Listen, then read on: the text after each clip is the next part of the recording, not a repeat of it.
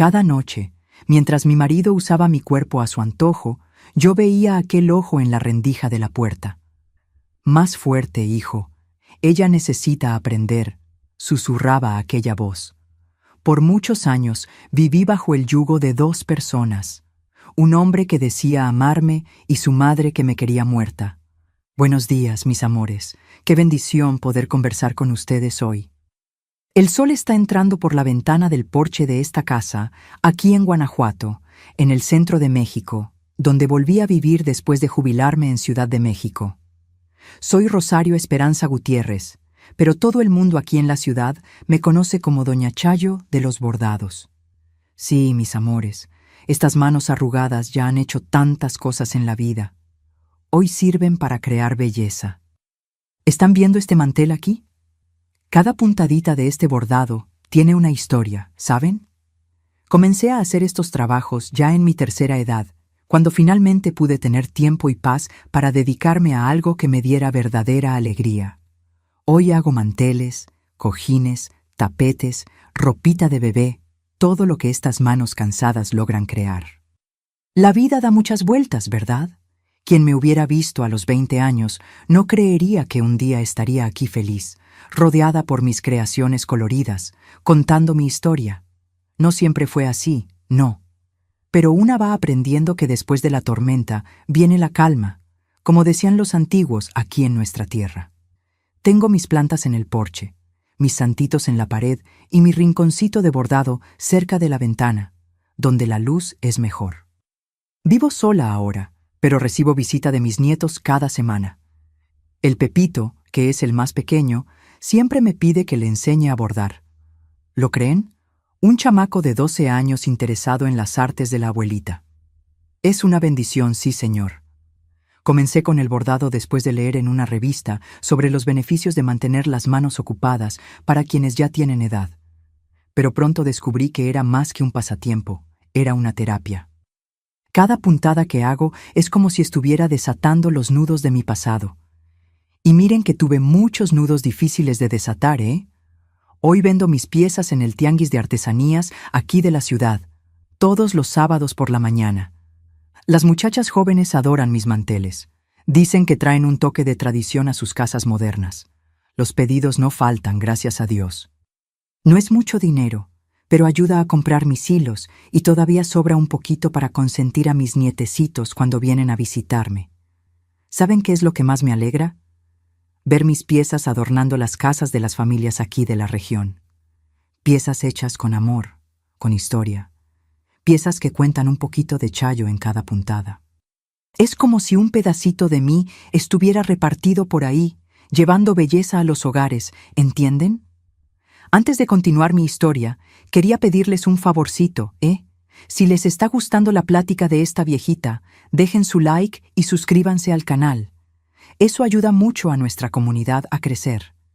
Y me hace muy feliz saber que hay gente queriendo escuchar lo que tengo que contar.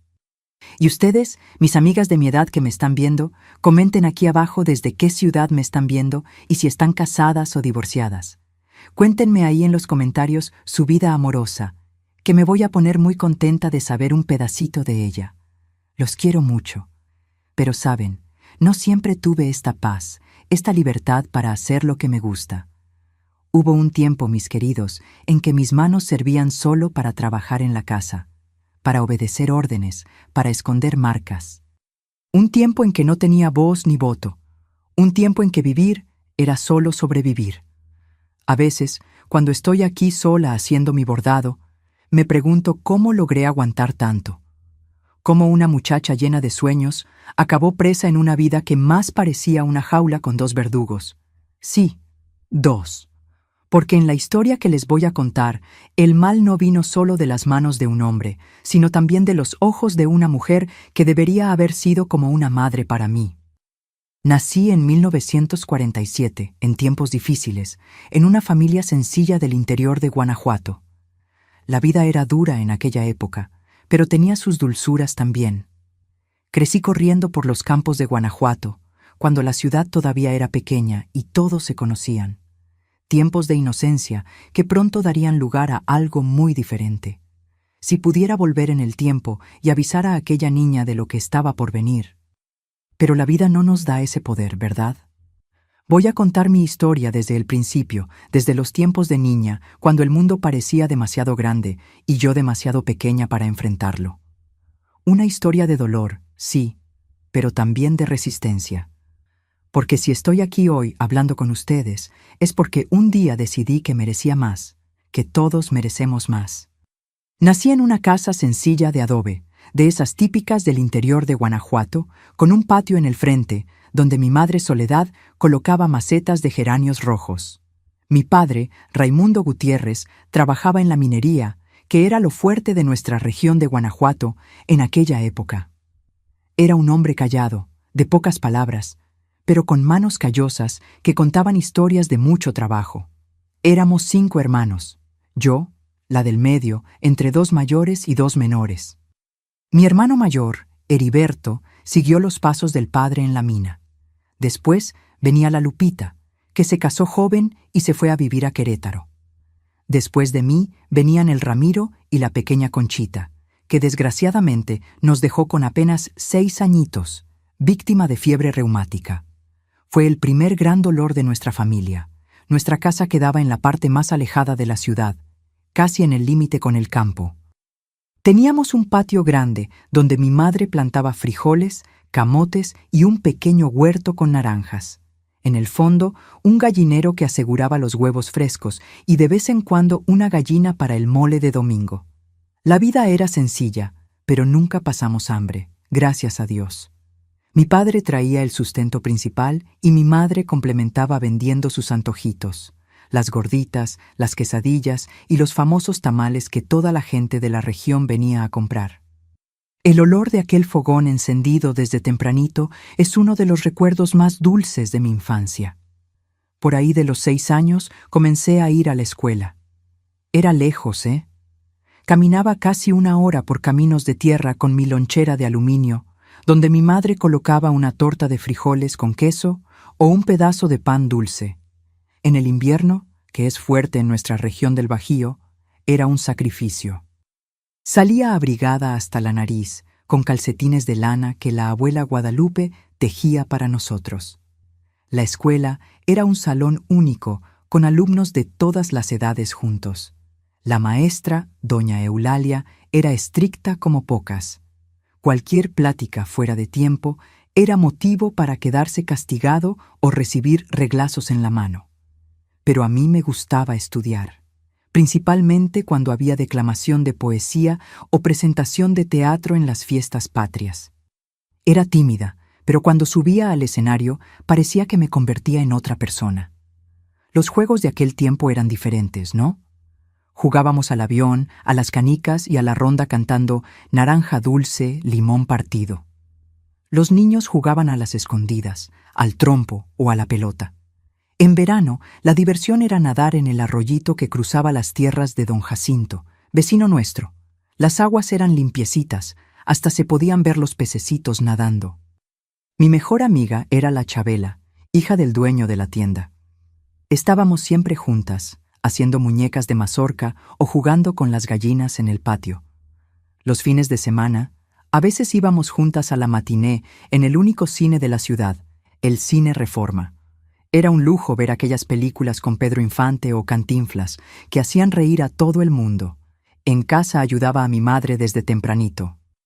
Antes de ir a la escuela, ya tenía que traer agua del pozo, dar maíz a las gallinas y barrer el patio. Cuando volvía, era hora de ayudar en la comida y en la limpieza.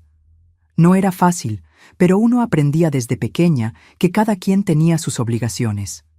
Las noches eran el mejor momento. Después de la cena, nos sentábamos alrededor del fogón para escuchar historias que mi padre contaba sobre el tiempo en que sirvió en la Revolución o leyendas de nuestra región, como la de la Llorona que vagaba por los callejones en noche de luna llena.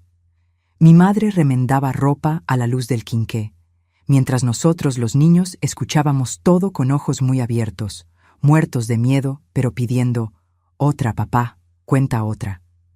Los domingos, toda la familia se arreglaba para ir a misa en la Basílica de Nuestra Señora de Guanajuato.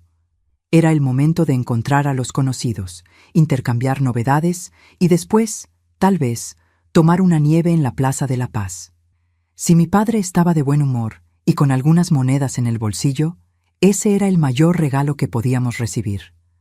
Nuestra vida seguía así, al ritmo de las estaciones, de las cosechas, de las fiestas religiosas. La Grita de Dolores en septiembre era la más esperada, con procesión, kermés y parque de diversiones que montaban en la plaza. Ahorrábamos todo el año para poder subir al carrusel y a la rueda de la fortuna. Pero no todo eran flores. Cuando yo tenía unos 9 años, comencé a notar que las cosas estaban cambiando en casa. Mi padre llegaba cada vez más tarde, con un fuerte olor a tequila. Las discusiones con mi madre se volvían más frecuentes, y a veces en medio de la noche yo oía el llanto de ella viniendo del cuarto. A la mañana siguiente, aparecía con el ojo morado o el labio cortado, diciendo que se había golpeado con la esquina de la mesa o caído de la escalera. Nosotros, los niños, fingíamos que le creíamos, porque era demasiado doloroso aceptar la verdad. Pero yo sabía lo que pasaba cuando mi padre bebía y comencé a tenerle miedo. La figura del hombre callado, pero gentil, que me cargaba en los hombros cuando era pequeña, fue dando lugar a un extraño de mirada rabiosa que hacía a mi madre temblar solo de oír sus pasos en el patio. Fue en esa época que comencé a soñar con irme de casa algún día. Imaginaba una vida diferente, lejos de aquellos gritos, de aquel miedo. Soñaba con casarme con un hombre bueno, tener mi propia casa, donde nadie gritaría ni lastimaría a nadie. Poco sabía yo que a veces al huir de una pesadilla podemos caer en otra aún peor. La adolescencia llegó junto con los cambios que ocurrían en Guanajuato en los años 1960. La ciudad crecía, impulsada por la industria minera y el turismo, que era el orgullo de nuestra región. Como muchos decían por aquí, el plata que adornaba las iglesias de todo México salió de las minas de Guanajuato. Era una época de transformaciones, no solo en la ciudad, sino también en mi vida. A los 14 años, en 1961, ya había dejado la escuela. Como muchas muchachas de aquella época, estudié solo hasta 4º de primaria. Mi madre decía que la mujer no necesita mucho estudio, necesita aprender a cuidar de la casa y del marido. Y así fue.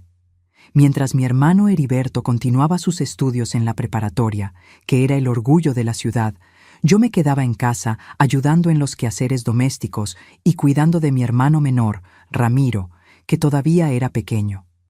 En esa época, la situación en casa había empeorado mucho. Mi padre bebía cada vez más, y las minas de la región, que antes daban empleo seguro, comenzaban a enfrentar dificultades con el agotamiento de los recursos naturales. Raimundo pasaba semanas fuera, trabajando en minas más distantes, y cuando volvía venía con el bolsillo casi vacío y la garganta seca, lista para ser mojada con tequila.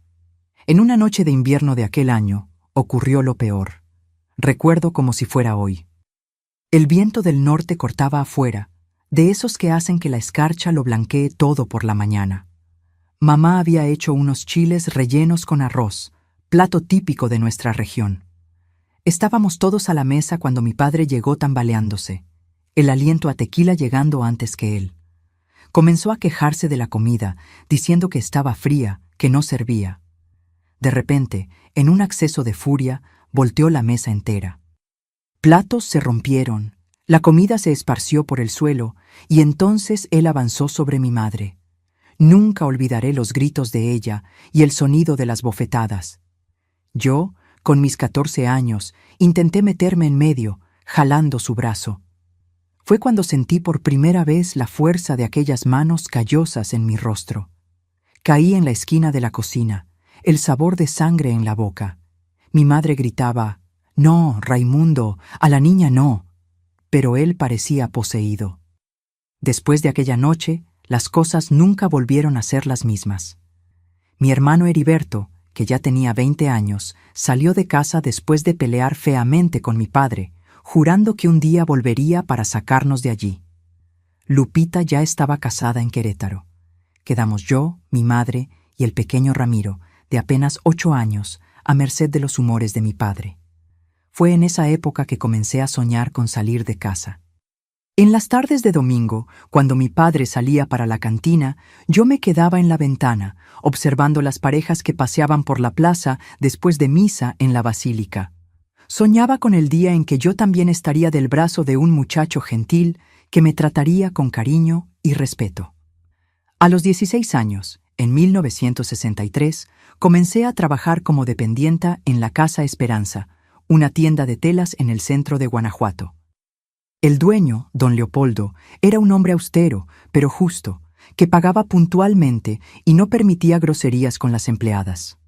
Fue un alivio poder pasar el día fuera de casa, lejos de los ojos vigilantes de mi padre y de las marcas moradas que mi madre intentaba esconder con polvo de arroz. En esa tienda conocía mucha gente de la sociedad guanajuatense. Las señoras ricas, que compraban telas finas para los vestidos de fiesta, los hacendados que venían a comprar regalos para las esposas, los jóvenes buscando corbatas para los bailes de quinceañeras. Entre esos clientes conocí a doña Carmen Mendoza, una señora viuda, muy elegante, que siempre venía a comprar las mejores telas. Doña Carmen tenía un hijo único, Alejandro Mendoza, que a veces la acompañaba en las compras. Era un muchacho alto, de cabellos negros, peinados hacia atrás con brillantina, dueño de una sonrisa amplia y palabras educadas. Diferente de los otros muchachos de la ciudad que venían con bromitas y galanterías vulgares, Alejandro era un joven fino que había estudiado en la Ciudad de México y ayudaba a su madre a administrar la mina de la familia, una de las mayores de la región.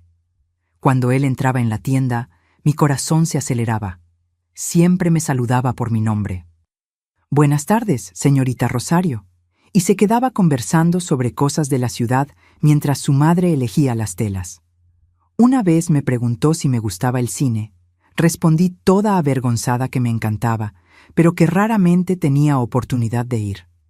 El domingo siguiente, al salir de misa, él estaba ahí en la escalinata de la iglesia y me invitó a ver una película en el Cine Reforma. Acepté con el corazón a 1000 por hora. Mi padre no le gustó nada cuando supo, pero no podía hacer mucha escena. Al final, los Mendoza eran una familia importante en Guanajuato, dueños de tierras y de la mina que proporcionaba empleo a mucha gente. Además, a esa altura, él ya debía dinero en casi todas las cantinas de la ciudad y no quería crear problemas con gente de influencia. Los encuentros con Alejandro se volvieron más frecuentes. Los domingos íbamos al cine o caminábamos por la plaza, siempre acompañados por alguna amiga mía que servía de carabina, como se decía en la época. Él era gentil, abría la puerta para mí, pagaba las entradas, compraba palomitas. Para una muchacha criada con gritos y golpes, aquello parecía un cuento de hadas. Fue en una de esas tardes, después de una sesión de cine, que Alejandro me llevó a conocer a su madre oficialmente. Ya la conocía de la tienda, claro, pero aquella visita tenía otro significado. Doña Carmen vivía en una casa grande, de 2 pisos, una de las pocas construcciones de cantera en aquel Guanajuato, todavía lleno de casas de adobe. Quedaba en lo alto de la ciudad, con vista al valle de Guanajuato. Nunca olvidaré la primera impresión al entrar en aquella casa. Era todo tan bonito, tan arreglado, muebles oscuros y pesados, tapetes persas, cortinas de terciopelo, porcelanas en vitrinas, un mundo completamente diferente del mío. Doña Carmen me recibió con una sonrisa educada, pero sus ojos me evaluaban de arriba abajo, como quien examina un animal en el rastro. «Así que esta es la muchachita de la tienda de telas. Bonita, sí, pero tan flaquita. Parece que un viento más fuerte la lleva», dijo, sosteniendo mi barbilla entre los dedos, girando mi rostro de un lado a otro. Me sentí como una mercancía siendo inspeccionada. La merienda fue servida por una empleada de uniforme. Té en tazas de porcelana, pastelitos delicados, dulces cristalizados. Yo, acostumbrada con el café negro y las tortillas con salsa de casa, apenas sabía cómo comportarme. A cada gesto mío sentía los ojos de Carmen evaluándome, juzgándome. «¿Y su familia, niña? ¿Quiénes son?», preguntó entre un sorbo y otro de té. «Mi padre es Raimundo Gutiérrez, trabaja en la extracción de minerales. Mi madre Soledad cuida de la casa y hace antojitos para vender, respondí, intentando esconder el temblor en la voz. Ah, sí, los Gutiérrez del lado de allá del río, gente trabajadora. El modo como ella dijo trabajadora dejaba claro que para ella era casi un insulto. Durante toda la visita, Alejandro intentaba amenizar la situación hablando sobre cómo yo era inteligente, cómo leía mucho, cómo conocía las historias de la región, pero yo podía sentir que su madre ya había formado una opinión sobre mí. Para Carmen Mendoza, yo era apenas una niña pobre que había puesto los ojos en su hijo, en su dinero.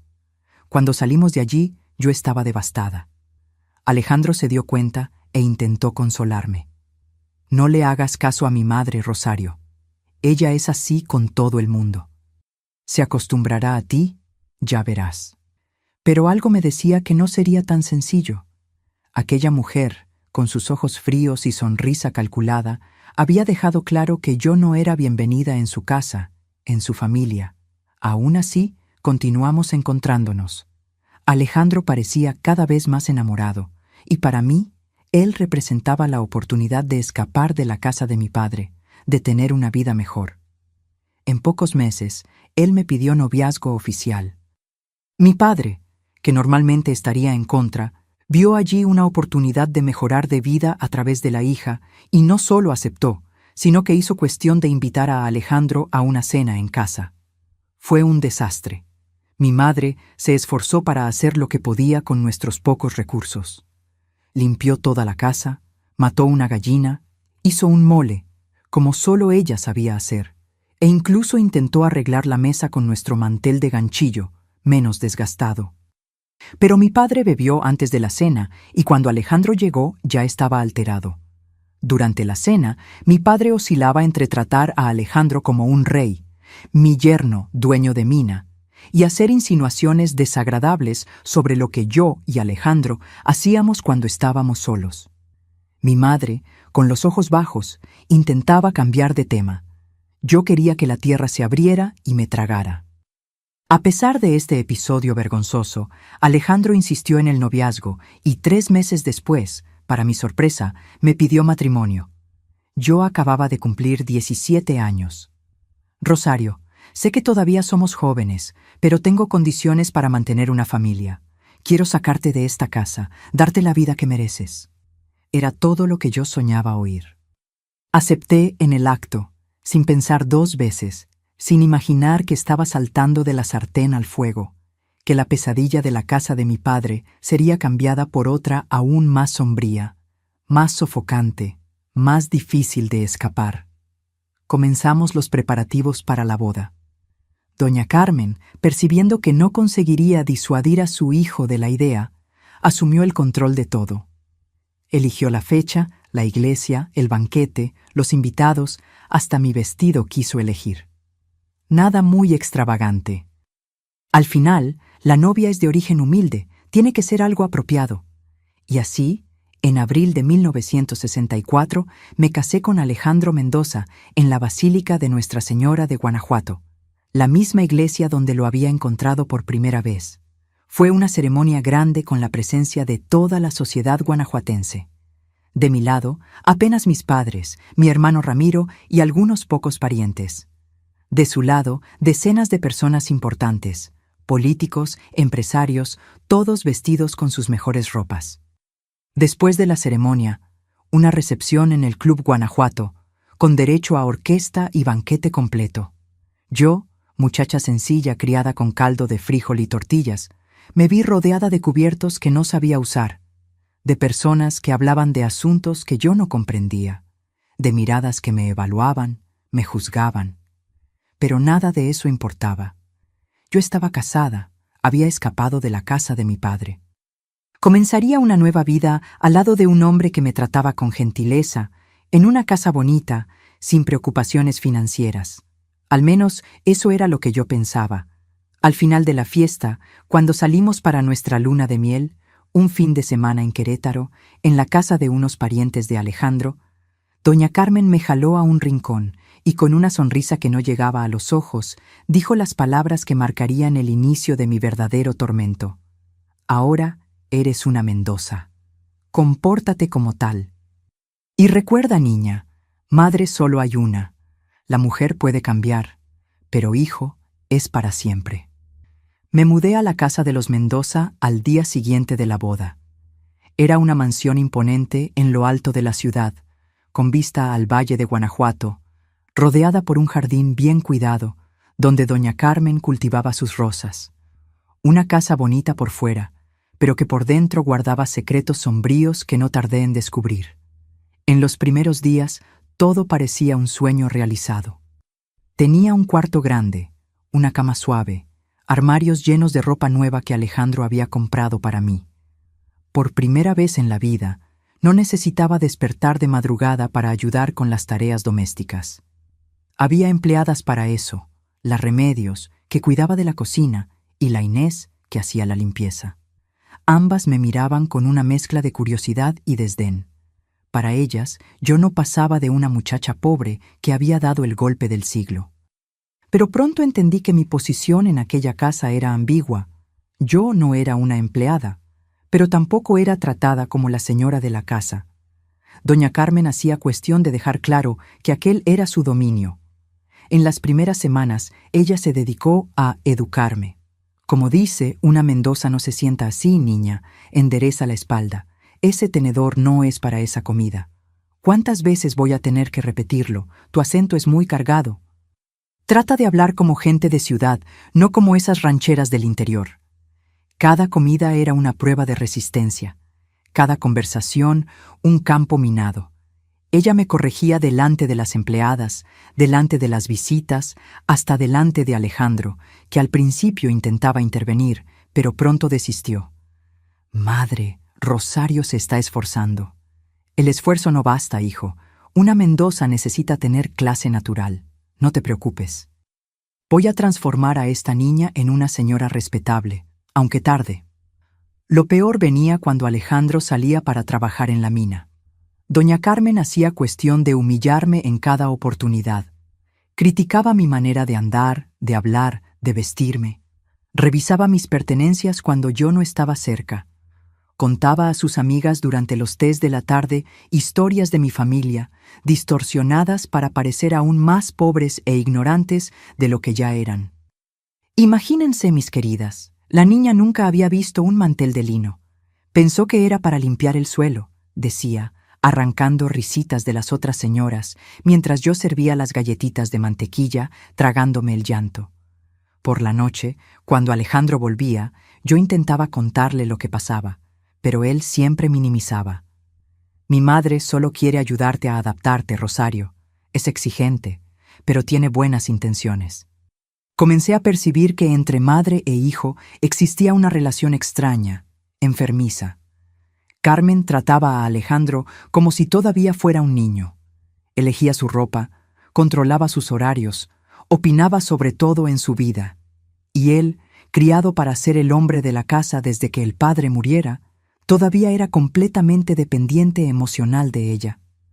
Mi Alejandrito siempre fue un niño tan especial, le decía a las visitas, tan sensible, tan unido a su madre. Ninguna mujer jamás lo amará como yo.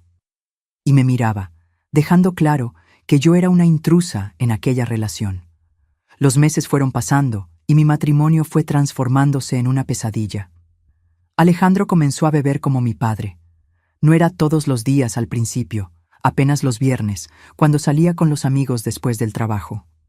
Volvía tarde, oliendo a tequila, y me despertaba con sus avances groseros.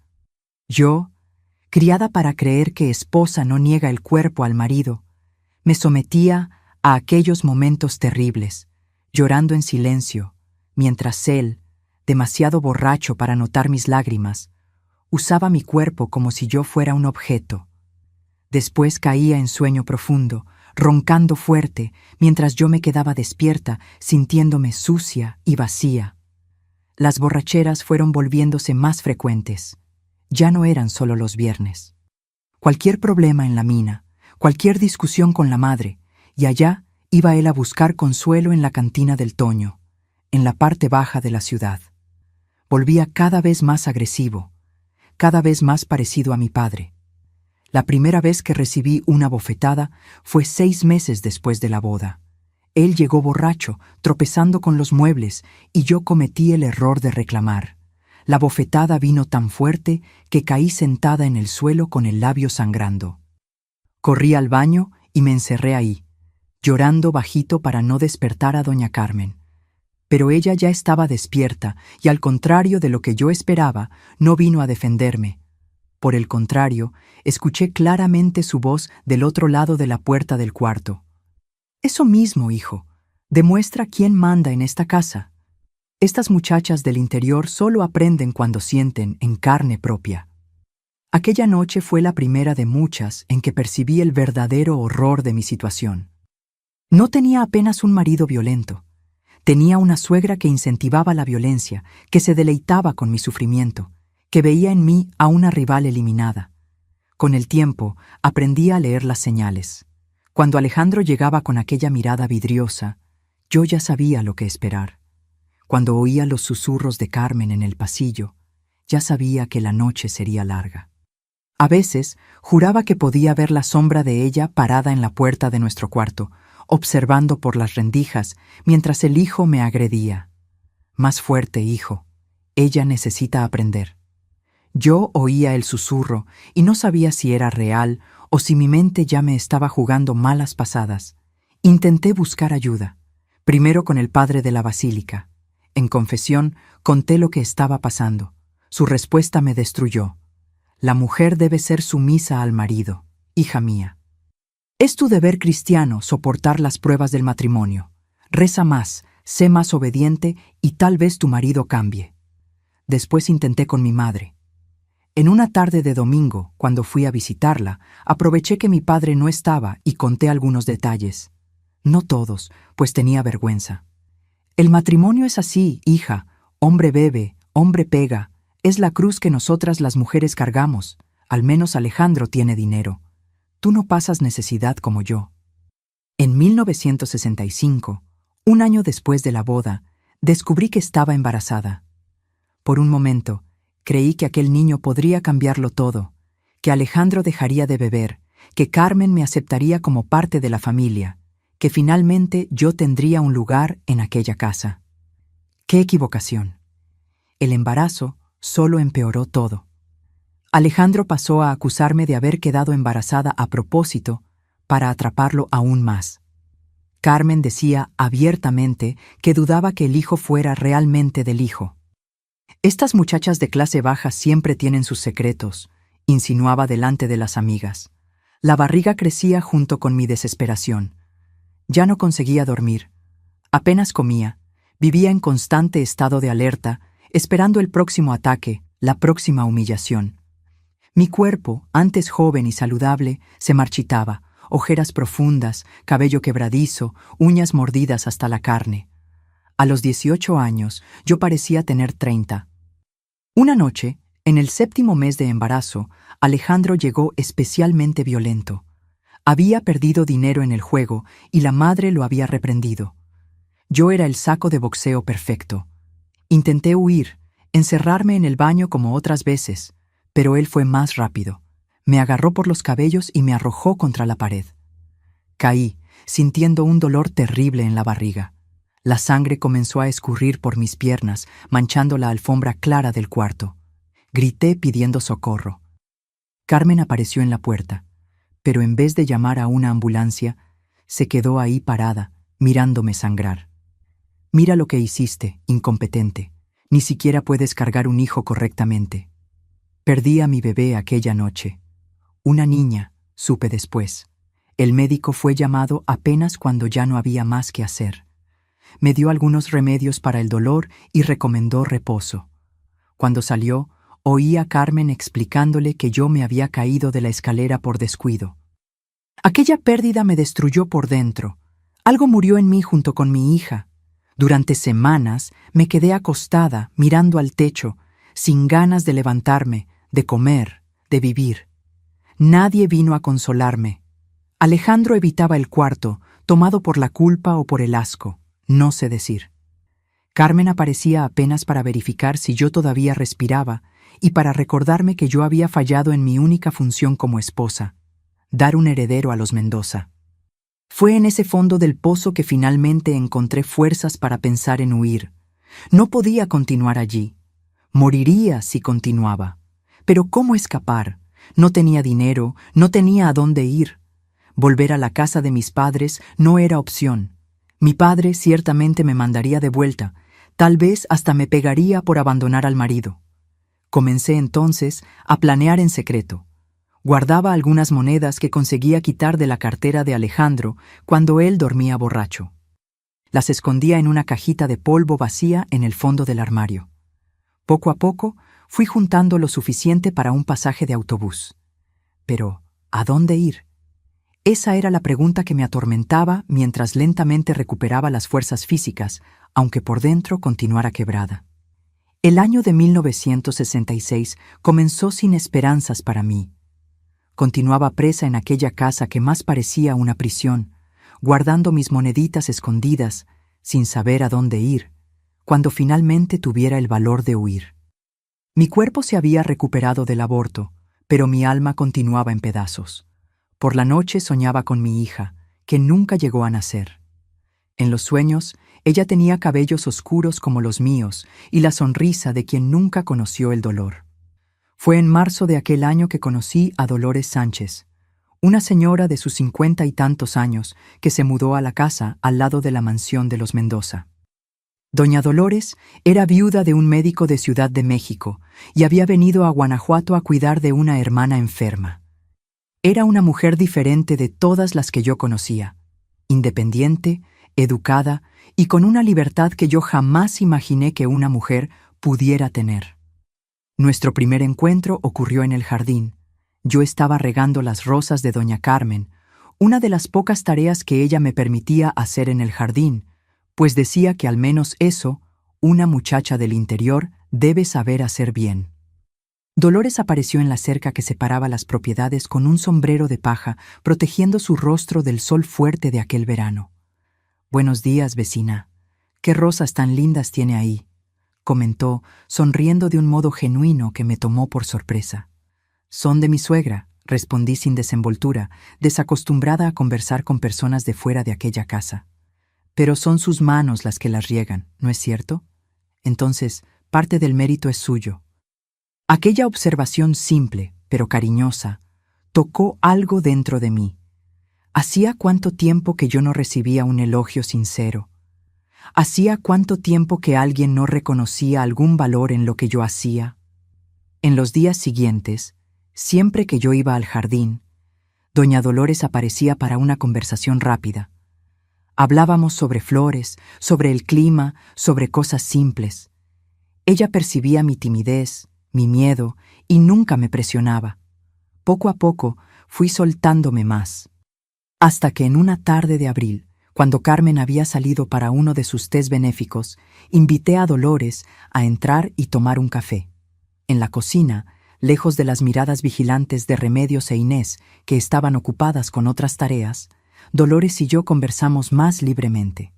Ella me contó sobre su vida en Ciudad de México, sobre cómo había sido maestra de español antes de casarse y cómo, después de la muerte del marido, decidió vivir a su manera. Mi Héctor era un buen hombre, diferente de muchos por ahí, respetaba mi inteligencia, mis sueños. Cuando él partió, decidí que no me ataría a convenciones que dicen que una viuda debe quedarse en casa de luto eterno. La vida es muy corta para vivir por las reglas de los otros, Rosario. Mientras ella hablaba, algo se quebraba dentro de mí. Aquellas palabras eran como agua en el desierto para alguien que moría de sed.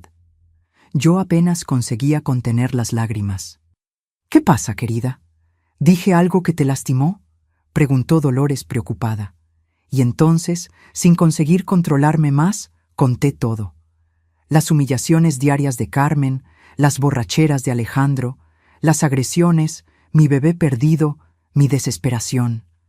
Las palabras salían en medio de sollozos, años de dolor reprimido, explotando de una vez. Dolores escuchó todo en silencio, sosteniendo mis manos en las suyas. No había juicio en sus ojos, apenas una compasión que yo nunca había visto antes. «Hija mía, Esto que estás viviendo no es normal. No es lo que un matrimonio debería ser. Ninguna mujer merece ser tratada así. Pero el padre dijo que es mi deber soportar. Pues el padre está equivocado, me interrumpió con firmeza en la voz. Dios no quiere que ninguna de sus hijas viva en el sufrimiento y la humillación. Lo que ese hombre y esa mujer están haciendo contigo es un crimen, Rosario, un crimen. Nadie nunca había nombrado así lo que yo vivía. Crimen. La palabra resonó en mi mente como un trueno. ¿Qué puedo hacer? No tengo a dónde ir, confesé, mostrando la cajita donde guardaba mis ahorros. Esto es todo lo que tengo. Dolores me miró fijamente a los ojos. Tienes mi ayuda ahora. No estás más sola. Aquella tarde comenzamos a trazar un plan. Dolores tenía un primo en Ciudad de México, Federico, que era dueño de un pequeño taller de costura. Ella me garantizó que él podría conseguirme un empleo y un lugar para quedarme hasta que yo me estableciera. Pero necesitábamos ser cuidadosas. Si Alejandro o Carmen descubrieran mis planes de fuga, yo no quería ni imaginar lo que podría pasar. En las semanas siguientes, siempre que era posible, yo iba a la casa de Dolores. Ella comenzó a enseñarme cosas básicas de costura que serían útiles para el trabajo en el taller del primo. Mis manos, acostumbradas a los servicios pesados del campo en la infancia, eran torpes con la aguja, pero yo me esforzaba al máximo. Aprendes rápido, elogiaba Dolores. Tienes manos hábiles. Aquellas tardes eran como un oasis en el desierto de mi vida. Allí, en la pequeña sala de Dolores, con el olor a pan de elote saliendo del horno y el ruido suave de la máquina de coser, yo podía imaginar una vida diferente. Una vida donde yo no tendría miedo de levantarme por la mañana, donde nadie me humillaría o me agrediría, donde yo podría, quién sabe, hasta ser feliz.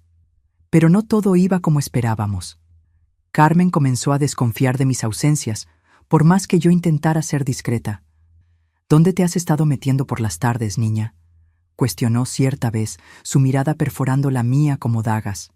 Fui hasta la iglesia a rezar. Mentí, odiándome por eso, pero sabiendo que era necesario. Iglesia, ya sé. Mira aquí, ingrata.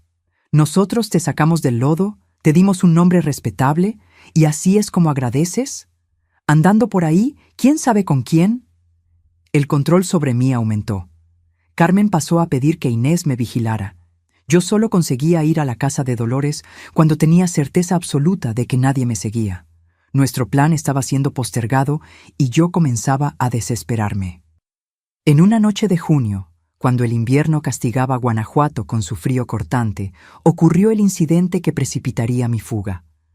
Alejandro llegó borracho, como de costumbre, pero había algo diferente en el aire. Carmen, que generalmente ya estaba recogida a aquella hora, permaneció en la sala, tejiendo en silencio. Sentí peligro en el momento en que los ojos de él me encontraron.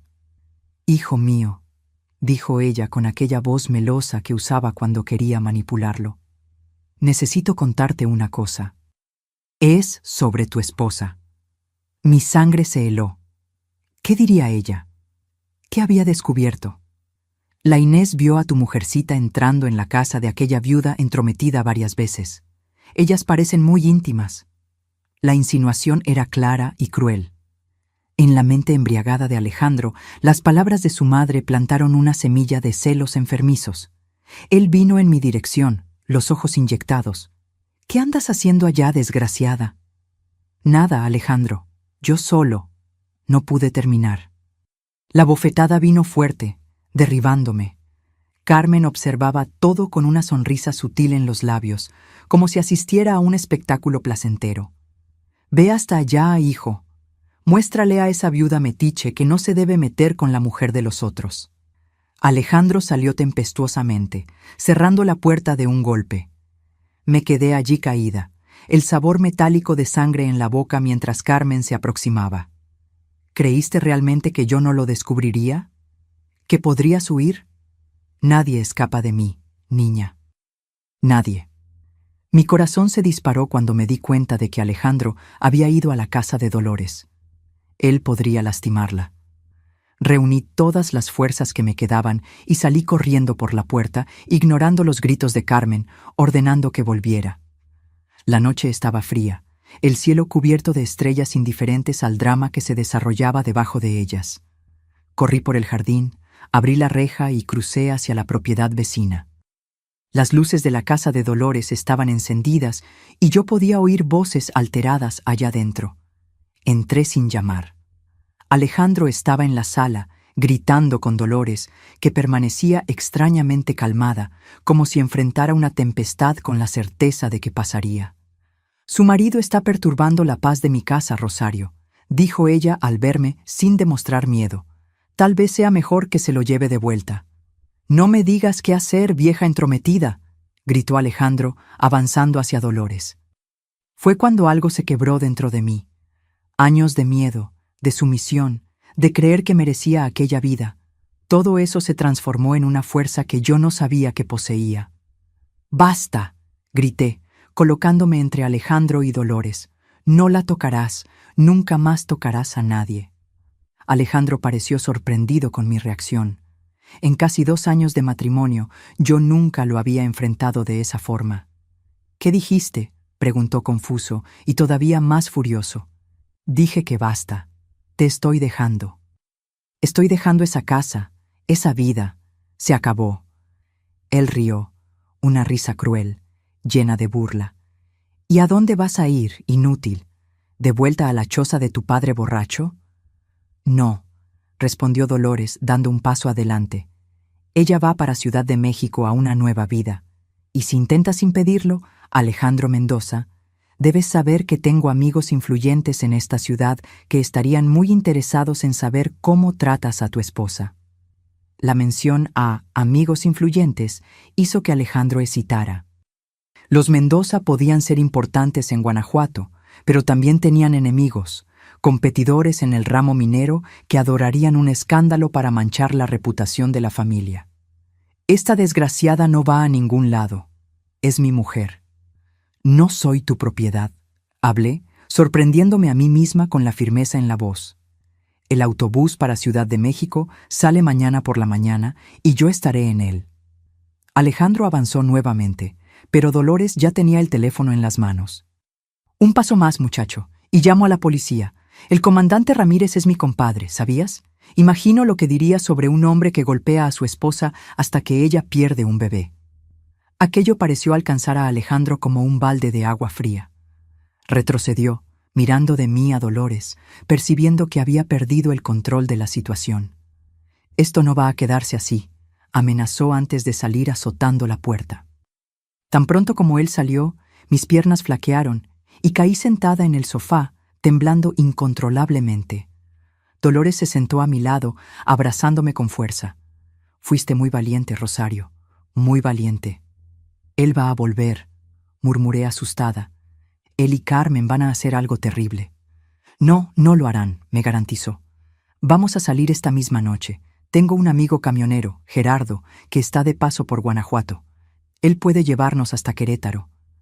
Y de allí tomamos el autobús para Ciudad de México. Cuando Alejandro y Carmen se den cuenta, tú ya estarás lejos». Aquella noche, con apenas un pequeño bulto conteniendo mis ahorros y algunas ropas, dejé atrás la vida de pesadilla que había llevado por casi 2 años. En el camión de Gerardo, al lado de Dolores, que insistió en acompañarme hasta Ciudad de México para presentarme al primo, vi las luces de Guanajuato quedarse atrás mientras seguíamos por la carretera oscura.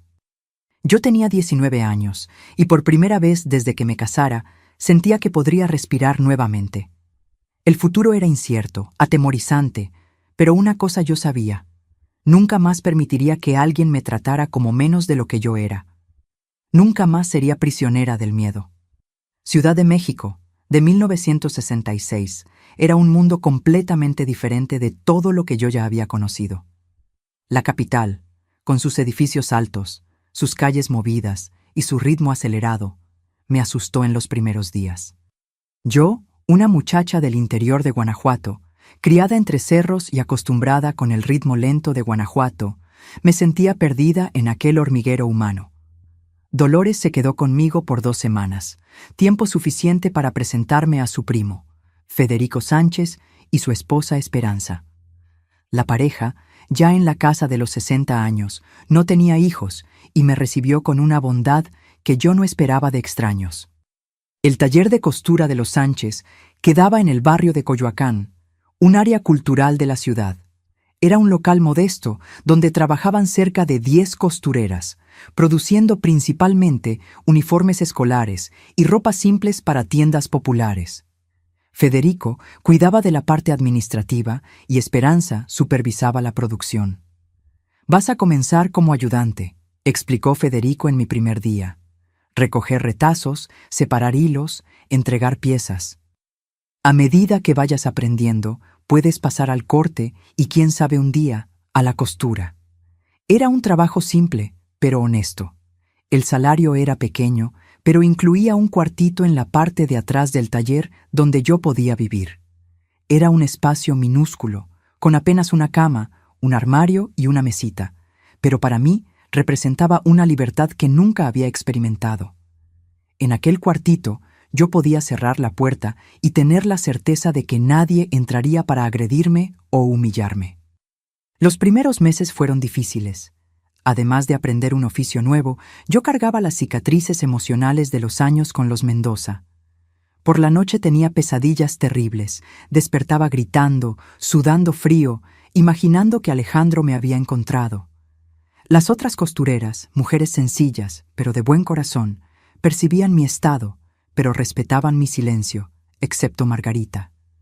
Margarita Robles era una costurera de unos 40 años, madre soltera de 2 hijos ya crecidos. Tenía una lengua afilada y no se dejaba de nadie, pero también tenía el corazón más generoso que ya conocí. Fue ella quien se acercó a mí, invitándome a tomar café en los intervalos del trabajo. «Mira, chamaca», dijo ella cierto día, mientras preparaba el café con leche. «No sé qué te pasó antes de venir a parar aquí, pero sea lo que sea, ya quedó atrás. Ahora es mirar hacia adelante». Con el tiempo, fui abriéndome con Margarita. Conté sobre mi matrimonio, sobre Carmen, sobre la pérdida de mi bebé. Ella escuchó todo sin juzgar, pasando la taza de café entre nosotras, como hacen los mexicanos cuando comparten no solo la bebida, sino también los secretos del alma. Esa suegra tuya, una víbora, y el marido, un débil que ni hombre era, hombre que pega a mujer, no merece ese nombre, sentenció ella con la sinceridad característica del pueblo mexicano. Poco a poco, mi trabajo en el taller fue evolucionando. De las tareas más simples, pasé a ayudar en el corte de las telas. Mis manos, que ya habían conocido el trabajo duro del campo y las humillaciones domésticas, ahora aprendían la precisión de crear moldes, la delicadeza de lidiar con diferentes telas. Esperanza, que al principio parecía distante, fue volviéndose una mentora para mí. Ella había aprendido el oficio con la propia madre, una inmigrante española que llegó a México a principios del siglo. La costura salvó a mi familia de la miseria, contaba Esperanza mientras me enseñaba a ajustar una máquina Singer. Mi madre cosía para las hacendadas ricas, y fue así como consiguió educar a todos los hijos.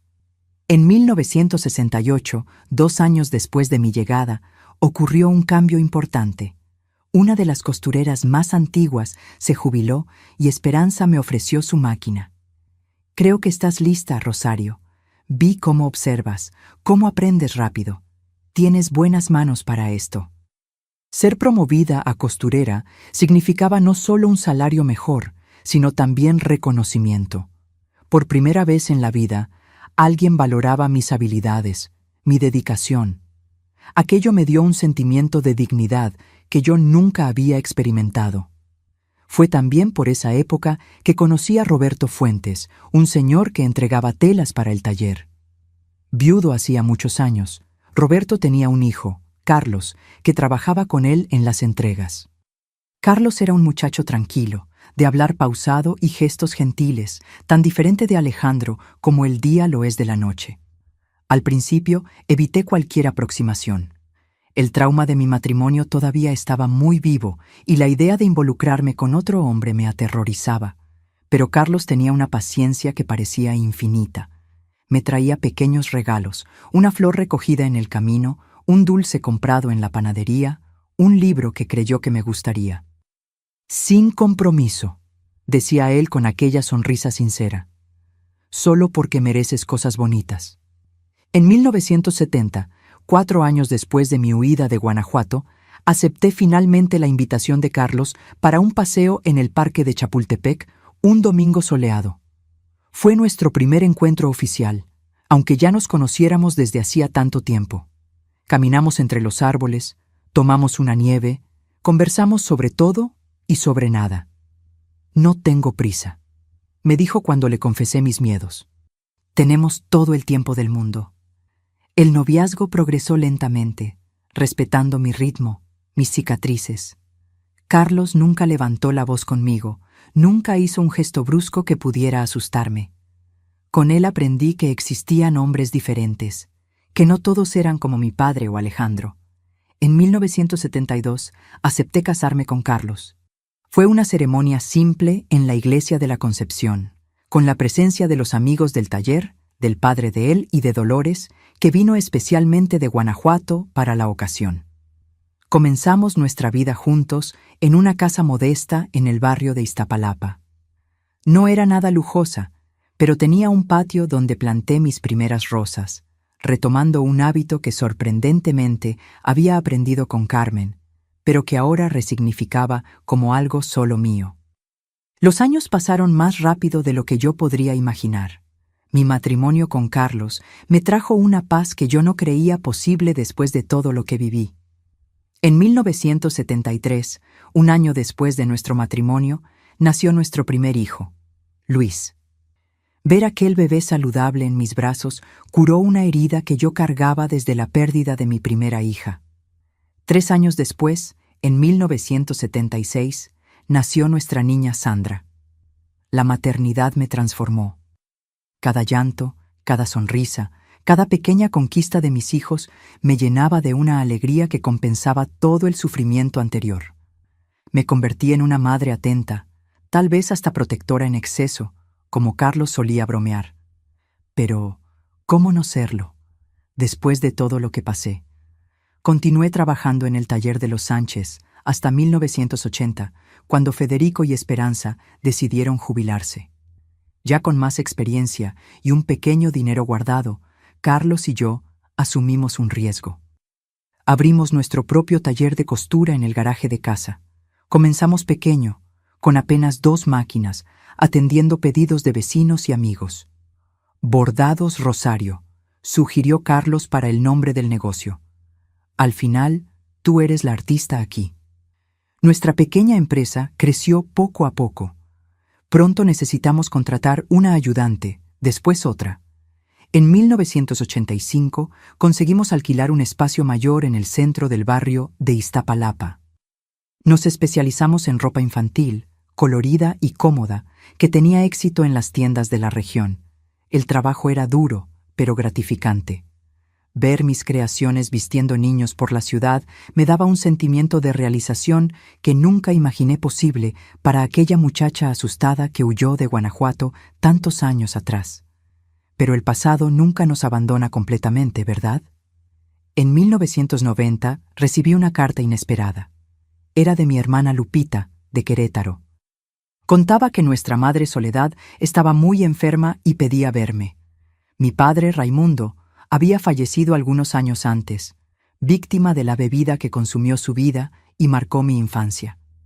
Después de mucha hesitación y largas conversaciones con Carlos, decidí volver a Guanajuato para ver a mi madre. Confieso que tenía miedo. Miedo de reencontrar personas del pasado. Miedo de revivir memorias dolorosas. Miedo, sobre todo, de cruzarme con los Mendoza. El viaje hasta Querétaro fue silencioso. Carlos respetó mi estado de espíritu, sosteniendo mi mano cuando percibía que yo temblaba. Los hijos, ya adolescentes, se habían quedado en Ciudad de México con la tía Margarita, que continuaba siendo parte importante de nuestras vidas. Encontré a mi madre muy debilitada, el rostro marcado por los años de privaciones y trabajo duro. Cuando me vio entrar en el cuarto simple donde estaba acostada, sus ojos se llenaron de lágrimas. «Perdóname, hija mía», fueron sus primeras palabras. «Perdóname por no haberte protegido».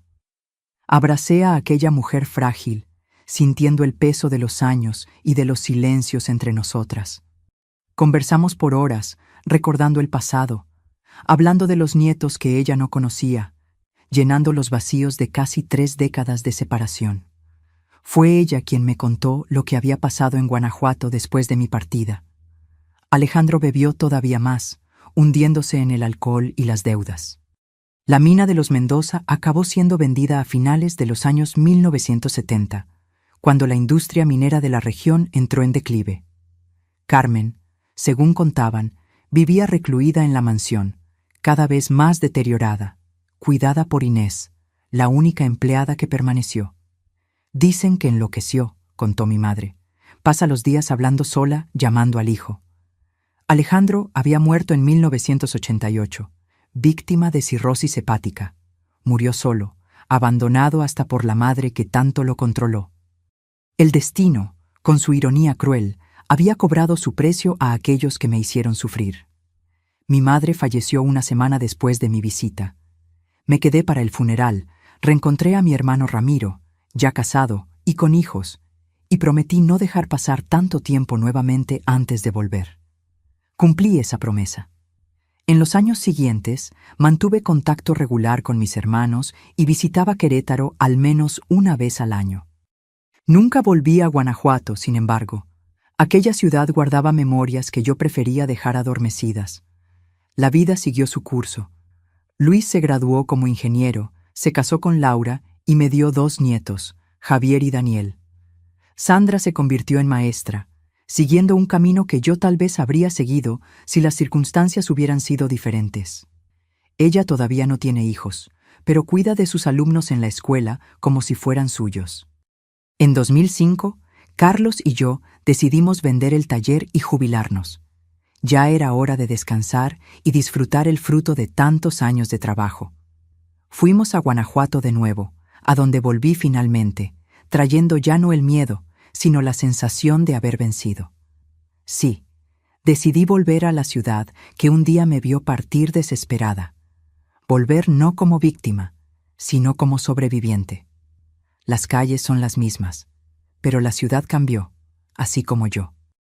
La mansión de los Mendoza fue demolida hace años, dando lugar a un pequeño condominio. Carmen murió en 1995, sola, según me contaron. Su imperio de terror se derrumbó como un castillo de naipes. Hoy, a los 78 años, divido mi tiempo entre el bordado, que descubrí tarde en la vida, los nietos que vienen a visitarme en las vacaciones y las reuniones del grupo de señoras de la iglesia. Carlos, con sus 80 años, todavía es el compañero amoroso que me enseñó a confiar nuevamente. Cultivamos juntos nuestro jardín, hacemos caminatas por la plaza cuando el tiempo lo permite y compartimos la tranquilidad de quien sobrevivió a las tormentas de la vida. Mirando hacia atrás, hacia aquella muchacha asustada que un día fui, siento una mezcla de tristeza y orgullo. Tristeza por el sufrimiento, orgullo por la fuerza que ni sabía que tenía. Y esta es la historia que les cuento hoy, no para causar lástima, sino para mostrar que siempre es posible recomenzar, no importa cuán oscura sea la noche. Mis amados, la vida tiene un modo gracioso de enseñarnos sus lecciones. A veces necesitamos pasar por el valle oscuro para valorar la luz cuando finalmente llega. Si existe algo que aprendí en todos estos años, es que nuestra fuerza interior es mucho mayor de lo que imaginamos. Está ahí, incluso cuando pensamos que no queda nada dentro de nosotros. Para quien está pasando por situaciones de abuso como yo pasé, quiero decir, no es tu culpa. Nunca lo fue. Nadie merece ser humillado, agredido o disminuido. No importa lo que te digan. El miedo nos paraliza, nos hace creer que no existe salida, que merecemos ese sufrimiento. Pero eso es mentira. Siempre existe un camino para salir de aquella oscuridad. Hoy tenemos recursos que no existían en mi época. Tenemos la Ley General de Acceso de las Mujeres a una vida libre de violencia. tenemos fiscalías especializadas, tenemos refugios para mujeres en situación de violencia. El teléfono 911 está disponible para denuncias las 24 horas del día. Usa estos recursos, busca ayuda. No esperes hasta el punto en que yo llegué, arriesgando mi vida en una huida desesperada. Pero incluso sin esos recursos, lo que me salvó fue una red de apoyo. Fue Dolores, una mujer que apenas me conocía, extendiendo la mano cuando más lo necesitaba. Fue Margarita, compartiendo su café y su sabiduría de vida. Fue Esperanza enseñándome un oficio que me dio independencia. Fue Carlos mostrándome que el amor verdadero respeta, no lastima. Si hay una cosa que aprendí es que solas somos vulnerables, pero juntas podemos levantarnos. Si me estás viendo y reconoces en mi historia elementos de tu propia vida, debes saber que no estás sola. El primer paso es el más difícil, pero también el más importante. Romper el ciclo del abuso exige valor. Sí, pero tú tienes ese valor dentro de ti, aunque todavía no lo sepas. Para quien no vive esa realidad, pido que estés atento. Una palabra de apoyo, una mirada comprensiva, una mano extendida, puede hacer toda la diferencia. Puede literalmente salvar una vida, como Dolores salvó la mía. No desvíes la mirada cuando percibas señales de abuso. No digas que es pelea de marido y mujer.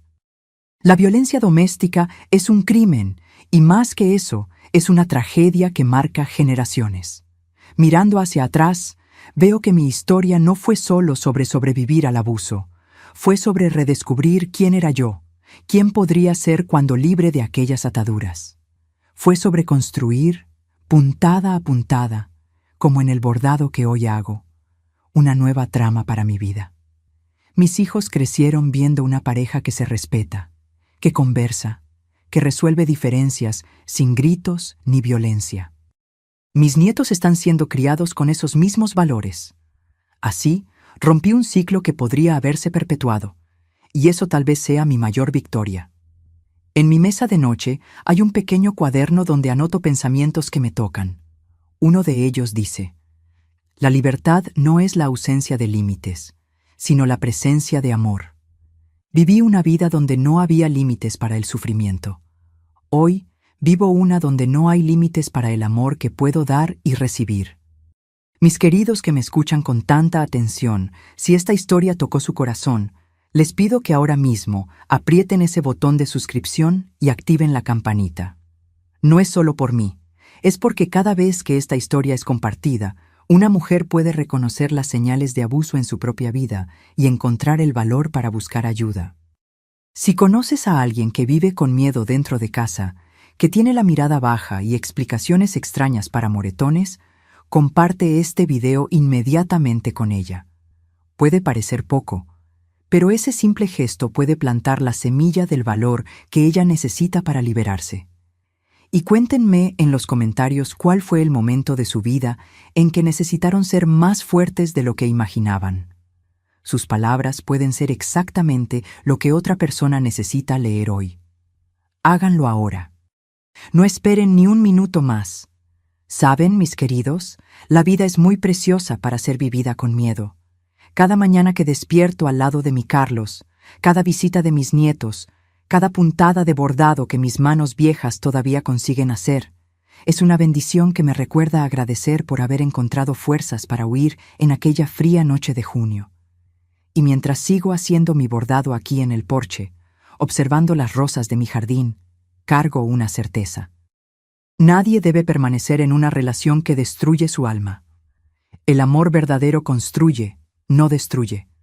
El amor verdadero respeta, no humilla. El amor verdadero es libertad, no prisión. Porque, mis queridos, lo que nunca conté a nadie hasta hoy es que en la noche en que huí de la casa de los Mendoza, Carmen intentó impedirme en la puerta trasera con un cuchillo en la mano, y solo no me mató allí mismo porque resbalé en el escalón mojado por la lluvia y caí fuera de su alcance. Y eso es algo que me acompañará hasta mi último suspiro.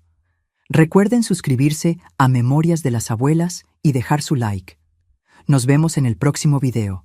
Con amor, Doña Chayo.